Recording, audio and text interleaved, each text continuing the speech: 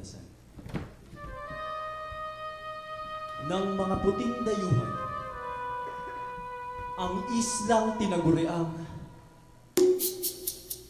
perlas ng silangan.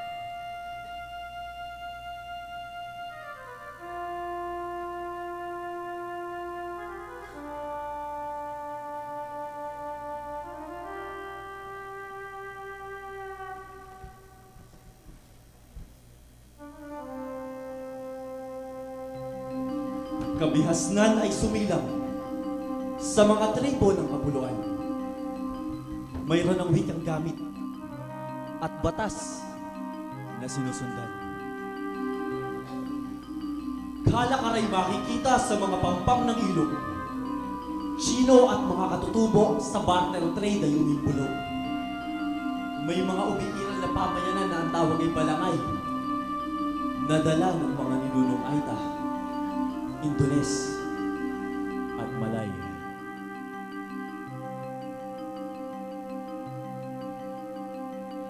Ang bayan kong Pilipinas, lupain ang ginto't bulaklak, pag-ibig ang sa kaniyang palad, nag-alay ng ganda at dilag, at sa kanyang yumi at ganda, dayuhan ay dahalina.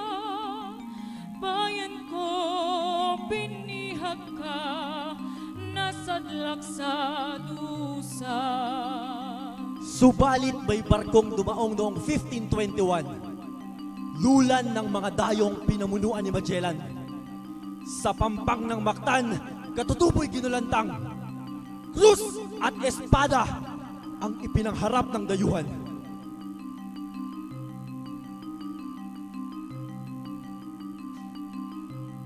Unti-unting napahinuhod ang mga katutubo.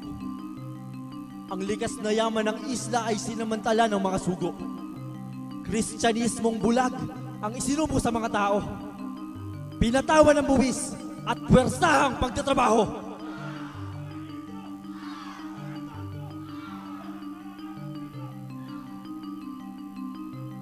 Sa pangaapi at pandarayang dinanas ng madla, naramdaman ng mga katutubo ang gawing pandaraya. Kaya't sa kasaysayan ng pakikibaka sa paglaya, katapangan ni Lapu-Lapu ang siyang unang naitala.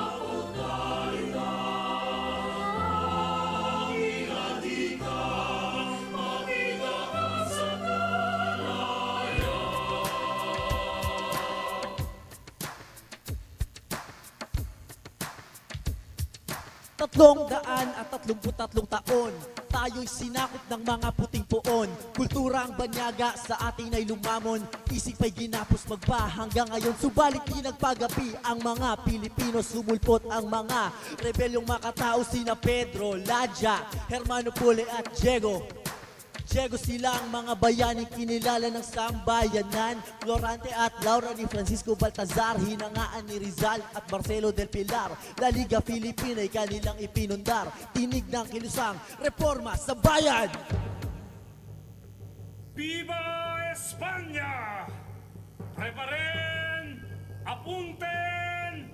Fuego!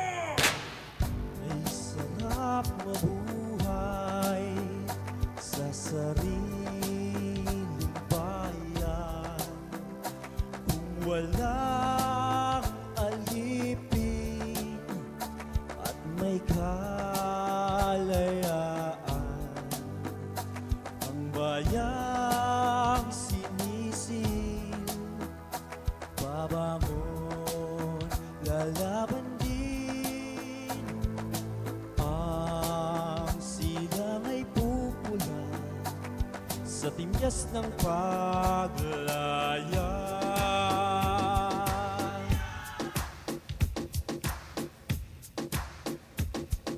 Ang unang sigaw sa Balintawak, si Andres Bonifacio ang siyang nagtatag ng kataas-taas ang agalang-galangan. Katipunan ng mga anak ng bayan, tila apoy na kumalat ang binhi ng himagsikan. 8 lalawigan ang nauna sa digmaan, Kaynila, Bulacan, Cavite at Laguna, Batangas, Tarlac, Pampanga at Nueva Ecija. Di ba bang may layang lumipad? Pulungin mo at umiyak. Bayan pa kayang sakdal nila. Ang dimag nasa mga alpas. Pilipinas kung minumutya. Ugat ng luha ko darita. Aking adhika, makita kang sa